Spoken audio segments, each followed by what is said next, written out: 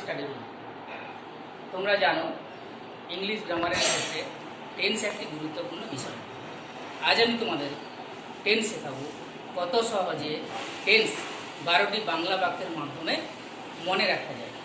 Let's go, এসো দেখো। প্রথমে কি আছে? ছেলেটি খেলে। ছেলেটি খেলে অর্থাৎ এটাতে আমরা বুঝতে পারলাম এটা প্রেজেন্ট টেন্সে আছে। প্রেজেন্ট টেন্সের কোন ফর্মে আছে সেটা আমরা বুঝবো কী করে? না, ছেলেটি খেলে এই বাক্যের মধ্য দিয়ে বোঝাচ্ছে একটি অভ্যাসগত ব্যাপার। প্রেজেন্ট ইনডিফিনিট টেন্স বা সিম্পল প্রেজেন্ট টেন্স আমরা বলতে কি বুঝি? না, বর্তমানকালে কোনো কাজ করা হয় ইউনিভার্সাল ট্রুথ বা সার্বজনীন সত্য এবং কোনো অভ্যাসগত অর্থ বোঝালে প্রেজেন্ট ইনডিফিনিট টেন্স বা সিম্পল প্রেজেন্ট টেন্স ব্যবহার করা হয়। এখানে কি আছে? ছেলেটি খেলে, তাহলে ছেলেটির একটা অভ্যাস বোঝাচ্ছে, সেই জন্য এটা সিম্পল প্রেজেন্ট টেন্স বা প্রেজেন্ট ইনডিফিনিট টেন্স। এইবারে এটা ইংলিশে কিভাবে ট্রান্সলেট করা হবে? না, প্রথমে সাবজেক্ট, তারপরে ভার্ব, তারপরে অবজেক্ট এবং রেস্ট অফ দ্য সেন্টেন্স ব্যবহার করা হয়। এই সেন্টেন্সটিতে সাবজেক্টে না বি বয়, বি বয় হলো সাবজেক্ট। সাবজেক্টটা কোন পার্সন? না থার্ড পার্সন। কোন number? Singular number. Singular number বলতে আমরা বুঝি যখন একজন ব্যক্তি বা একটিকে বস্তুকে বোঝায়। যেহেতু দি বয় ছেলেটি একটি ছেলেকেই বোঝাচ্ছে, সেহেতু এটা সিঙ্গুলার নাম্বার। এবং কোন পার্সন? না third person. Third person singular নাম্বারের ক্ষেত্রে প্রেজেন্ট ইনডিফিনিট টেন্স বা সিম্পল প্রেজেন্ট টেন্সের ক্ষেত্রে ভার্বের শেষে এস বা ইএস যুক্ত হয়। সেই জন্য এটা কি হবে? না the boy plays. The boy plays. তাহলে কি হলো? না সিম্পল প্রেজেন্ট টেন্সের গঠন প্রণালীর ক্ষেত্রে সাবজেক্ট যদি থার্ড পার্সন সিঙ্গুলার নাম্বার হয় তাহলে ভার্বের শেষে এস বা ইএস যুক্ত হয়। সেই জন্য প্রথম সেন্টেন্সটা ট্রান্সলেট কি হলো? The boy plays. এইবার সেকেন্ড সেন্টেন্স। সেকেন্ড সেন্টেন্সে কি আছে? না ছেলেটি এখন খেলছে। সেম, ছেলেটি subject, the boy. Present continuous টেন্সের গঠন প্রণালী কি?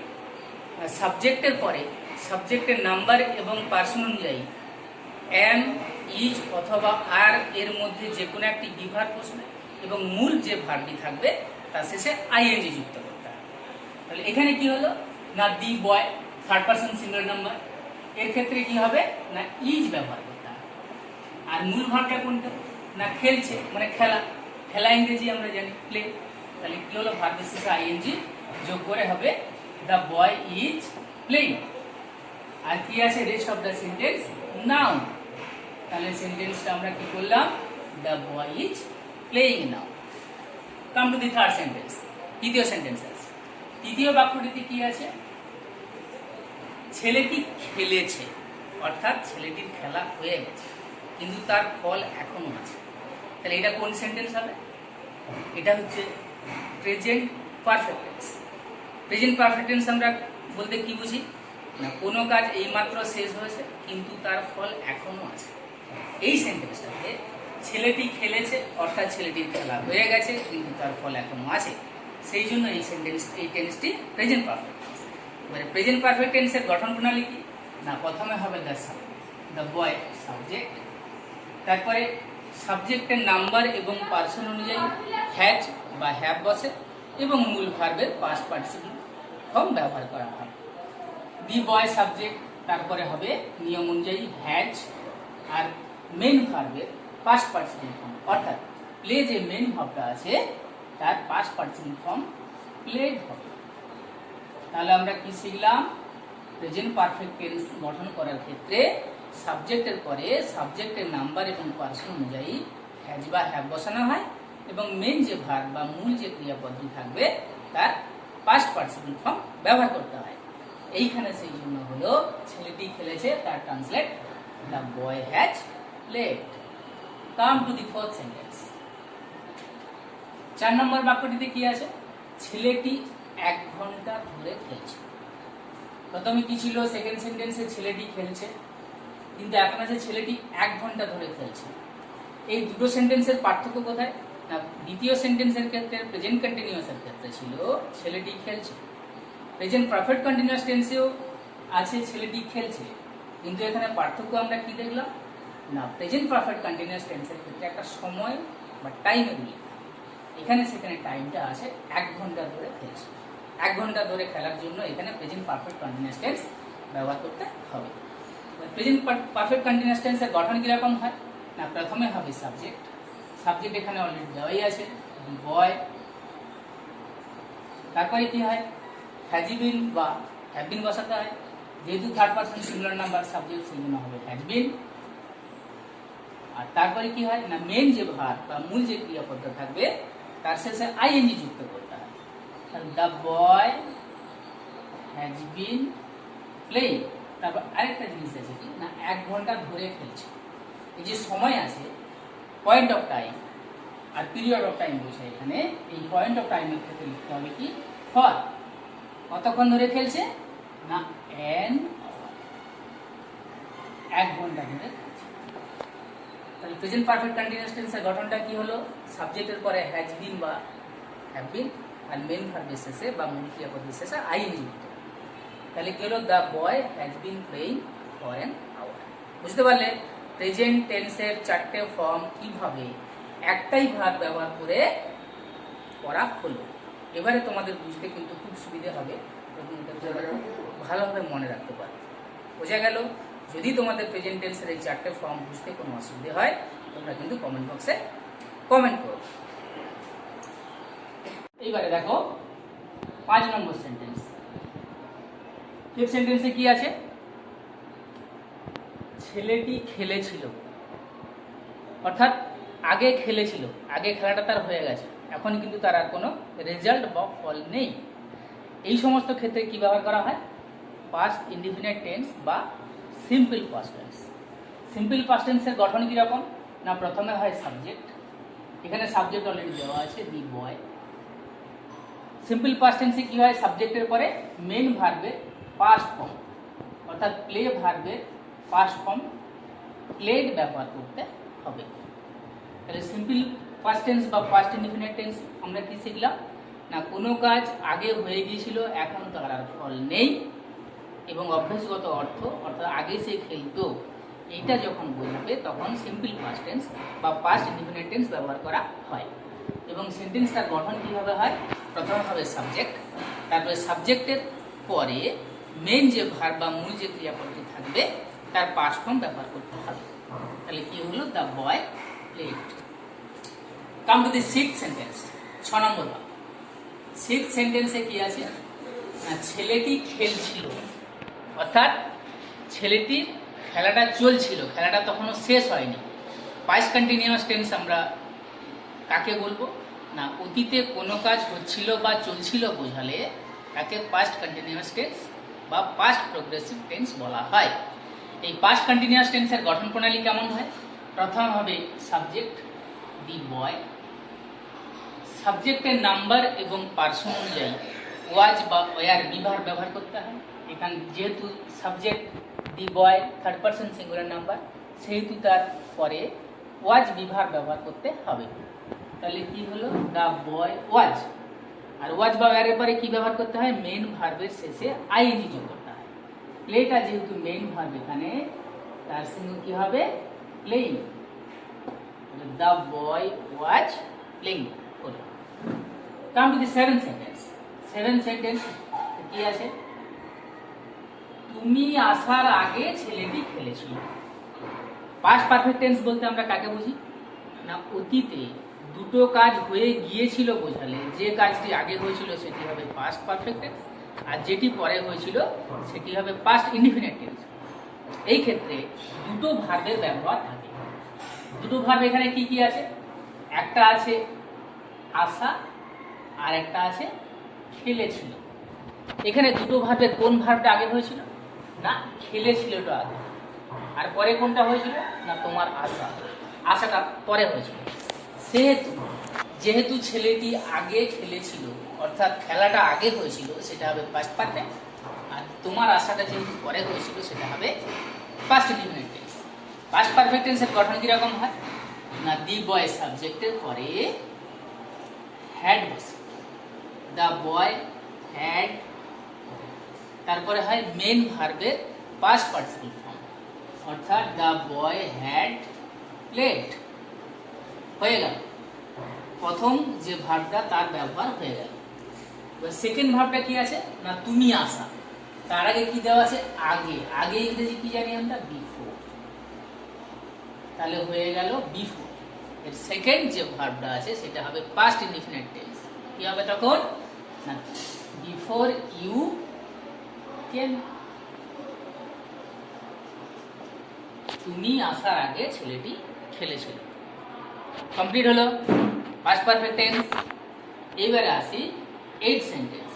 এইট সেন্টেন্সে কি আছে ছেলেটি সারা বিকেল ধরে খেলছিল। এখানে একটা টাইম আছে, পাস্ট কন্টিনিউয়াস টেন্স হবে ছেলেটি খেলছিল, পাস্ট পারফেক্ট কন্টিনিউয়াস টেন্স হবে এখানে কি না ছেলেটি সারা বিকেল ধরে খেলেছিল। এখানে একটা সময়ের উল্লেখ আছে। পাস্ট পারফেক্ট টেন্সের গঠন কি রকম হয় না প্রথমে হবে সাবজেক্ট দি বয়, তারপরে হবে হ্যাড বিন,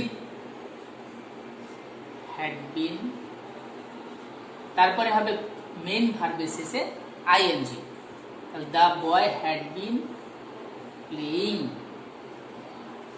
কতক্ষণ ধরে খেলছিল না সারা বিকেল, the boy had been playing all afternoon, ছেলেটি সারা বিকেল ধরে খেলছিল। হয়ে গেল পাস্ট টেন্স। তাহলে আমরা কি শিখলাম প্রেজেন্ট টেন্স এবং পাস্ট টেন্সের একটা ভার্ব ব্যবহার করে কিভাবে হয়। আশা করি তোমরা ভালোভাবে বুঝতে পেরেছো। এইবারে আসি ফিউচার টেন্স। 9 নম্বর বাক্যে কি আছে ফিউচার টেন্স এর ব্যবহার, ছেলেটি আগামীকাল খেলবে। এই বাক্যটি কোন টেন্সে আছে ফিউচার টেন্স। কি করে বুঝবো আমরা ফিউচার টেন্স না কাজটা পরে হবে, আগামীকাল হবে, অর্থাৎ কাজটা এখনো শুরু হয়নি বা হয়েও যায়নি, আগামীকাল হবে, সেই জন্য এটা ফিউচার টেন্স। আর ফিউচার টেন্সের ইনডিফিনাইট বা সিম্পল ফিউচার আমরা বুঝবো কি করে, যেহেতু কাজটা হবে সাধারণভাবে বোঝাচ্ছে, সেই জন্য এটা হবে সিম্পল ফিউচার বা ফিউচার ইনডিফিনাইট টেন্স। হ্যাঁ, তাহলে কি হলো না ছেলেটি আগামীকাল খেলবে, অর্থাৎ খেলাটা হবে, কাজটি আগামীকাল হবে বা পরে হবে বোঝাচ্ছে, সেই জন্য এটা হবে সিম্পল ফিউচার বা future indefinite tense. Future indefinite টেন্সের গঠন প্রণালী কেমন, সাবজেক্ট হয় প্রথমে, সাবজেক্টের পরে শ্যাল বা উইল বসবে এবং মেন ভার্ব বা যে মূল ক্রিয়াপদটা থাকবে তার প্রেজেন্ট ফর্ম বসবে। এখানে সাবজেক্ট কি আছে the boy, the boy third person singular number. Third person singular নাম্বারের ক্ষেত্রে ফিউচার ইনডিফিনাইট টেন্স বা সিম্পল ফিউচারে সাবজেক্টের পরে উইল বসে, দ্য বয় উইল, তারপরে মেন ভার্বের প্রেজেন্ট ফর্ম প্লে, তারপরে কি হবে না সেন্টেন্সের রেস্ট বা বাকি অংশ, the boy will play tomorrow.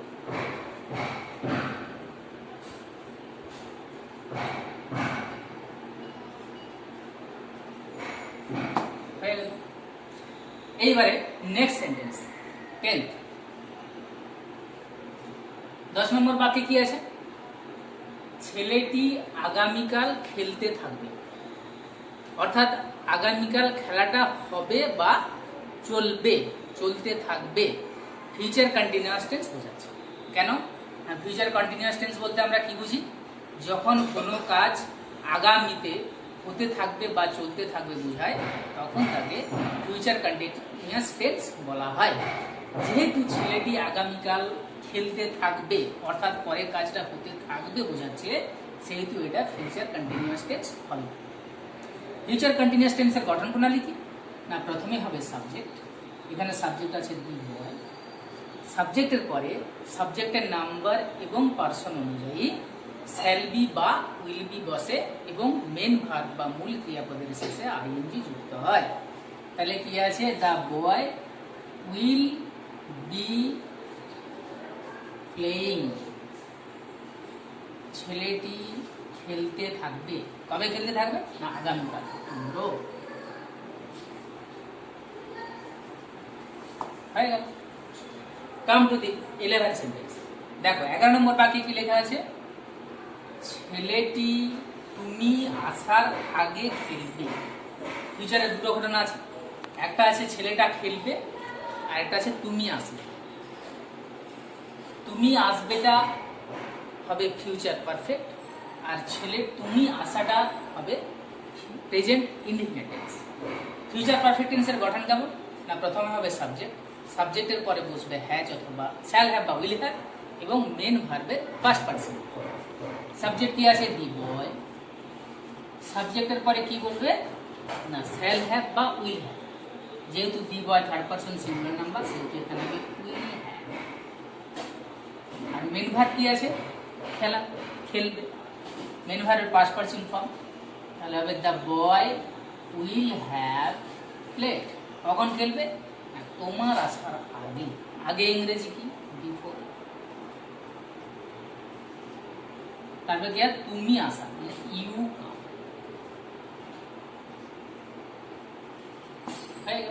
প্রথমে যেটা আছে সেটা হলো ফিউচার পারফেক্ট আর পরে যেটা সেটা হয়েছে প্রেজেন্ট ইনডিফিনিট টেন্স।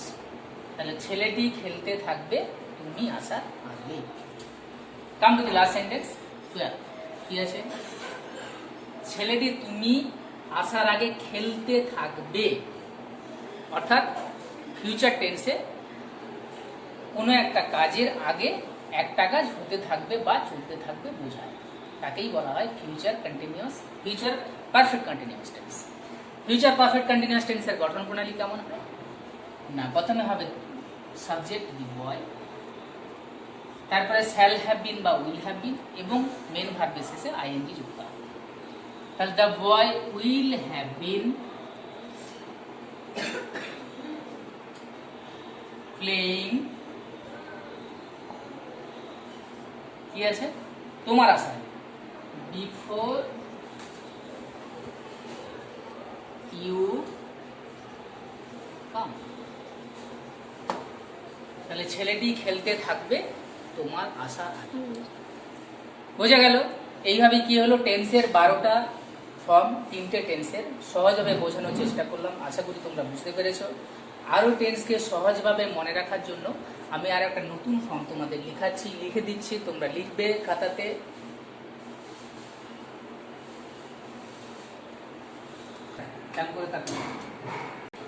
তোমাদেরকে টেন্সের 3টে টেন্সের 12টার ফর্ম সহজে কিভাবে মনে রাখা যায় তার কৌশল শেখালাম। আশা করি তোমরা খুব ভালোভাবে বুঝতে পেরেছো। এর পরের ভিডিওতে আমি তোমাদের আরও সহজ করে কিভাবে মনে রাখা যায় তার একটা কৌশল লিখে দেবো। ততক্ষণ পর্যন্ত তোমরা টেন্সের এই ফর্মগুলো ভালো করে বাড়িতে প্র্যাকটিস করো। ভালো থেকো সবাই। করোনার বাজারে এই লকডাউনের সময় তোমরা কেউ বাড়ির বাইরে বেরোবে না।